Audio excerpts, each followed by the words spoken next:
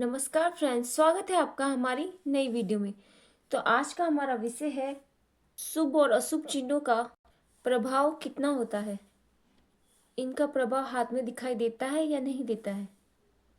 कुछ हाथों में आपको ऐसी समस्या आएंगी कि कुछ हाथों में बहुत शुभ चिन्ह हो, बहुत प्रभावशाली चिन्ह हाथ में है। जैसे आपने हाथ में त्रिशूल देखा, धन रेखा के लाइन में भी त्रिशूल है, लेकिन किंतु आप देखते हैं कि उनके व्यक्ति के पास धन नहीं है।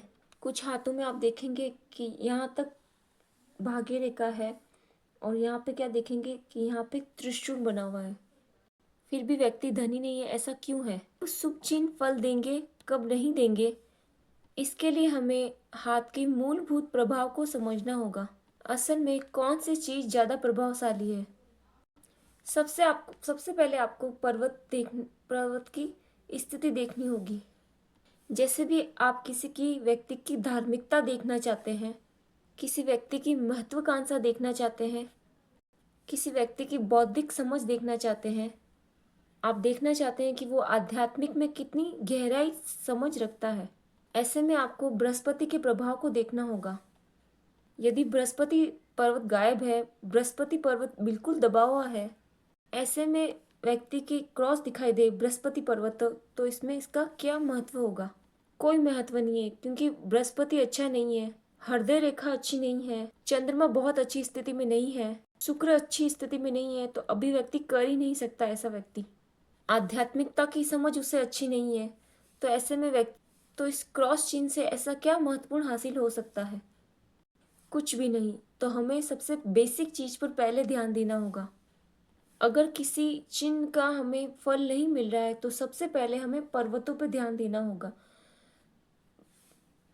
ऐसे हाथ दिखाई देंगे जिनके हाथ में रेखाएं है ही नहीं, मुश्किल से एक दो रेखाएं, और वो व्यक्ति बहुत सफल है। उस व्यक्ति के जीवन में कोई समस्या नहीं है और ऐसा व्यक्ति बहुत तरक्की कर रहा है। उसके हाथ में कोई धन रेखा नहीं है, कोई भाग्य रेखा नहीं, फिर भी व्यक्ति तरक्की कर रहा है। तो सबसे बड़ी बात क्या है? पर्वतों की स्थिति, हाथ का प्रकार कैसा है और उसमें पर्वत कैसे हैं, ये सबसे पहले आपको देखना है। दूसरे नंबर पे आप क्या देखेंगे? प्रधान रेखाएं, जिन्हें हम मेजर लाइन कहते हैं।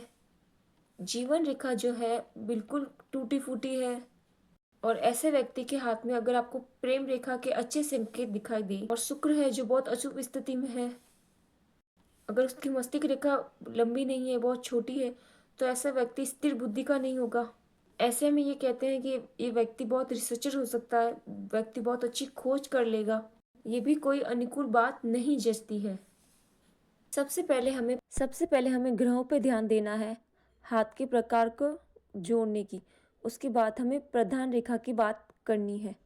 गौण रेखा, जिनमें हाथों में, जैसे कि बुध रेखा है किन के हाथों में, तो उसे हमें व्यापार लाइन कहते हैं। यदि बुध रेखा किसी के हाथों में है या नहीं है, और अगर है तो किस स्थिति में है, विवाह रेखा किस स्थिति में है, और यहाँ हमारे मंगल रेखा है वो किस स्थिति में है, पूर्व आभास की रेखा है वो किस स्थिति में है।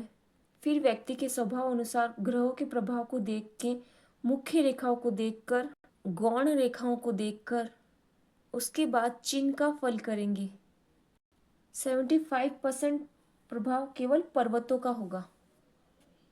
यदि पर्वत बहुत शुभ है, बहुत अच्छी स्थिति में है, फिर उन पर शुभ चिन्ह बहुत कमाल का फल देंगे। यदि पर्वत जो है बहुत खराब स्थिति में है ही नहीं, उनकी अच्छी स्थिति, पर्वत जो है बहुत शुभ, उनके चिन्ह भी शुभ प्रभाव देंगे। जो ग्रह है, अगर ये इनकी स्थिति सही नहीं है, तो शुभ चिन्ह का होना कोई मायने नहीं रखता है। इनकी बात करेंगे।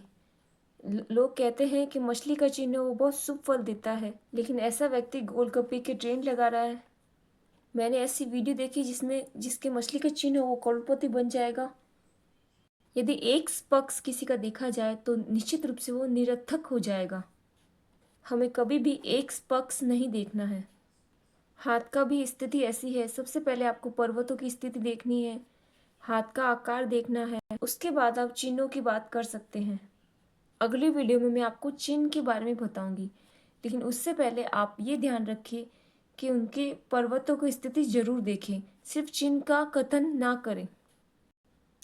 आज का वीडियो यहीं। अगर आप हमारे चैनल पे नए हैं तो हमारे चैनल को सब्सक्राइब करना भूलें। Thank you for so much for watching.